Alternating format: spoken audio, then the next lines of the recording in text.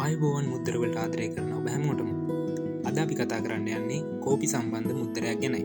ඔබ දන්නවාද ශ්‍රී ලංකාවෙත් ඒක වගාවට කලින් රන්වන් අස්වැන් වුණේ කෝපි වගාවකි.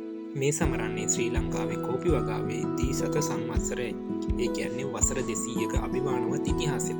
මේ වෙනුවෙන් 2025 ජූලි 8 වෙනිදා විශේෂ සමරු මුද්දරයක් සහ මුද්දර පත්‍රිකාවන් නිකුත් කළා. මේ පුංචි මුද්දරේ දිහා බලන්න. මේක නිකම්ම මුද්දරයක් නෙවෙයි, සමරුවක්.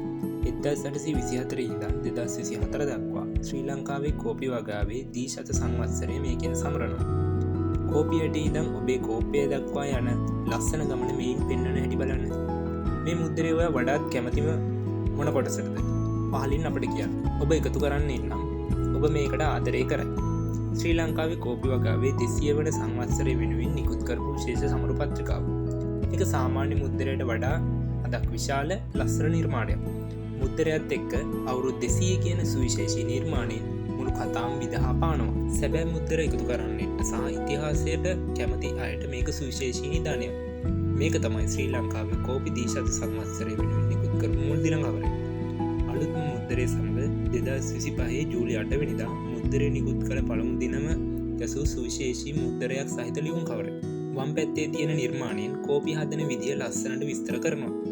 ඔබත් කෝපි වලට කැමති කෙනෙක්ද? පහලින් කමෙන්ට් එකක් දාන්න. මුද්දරවල මෙවැනි සැඟවුණු කතා තවත් දැනගන්න කැමති නම් අපිව සබ්ස්ක්‍රයිබ් කරන්න.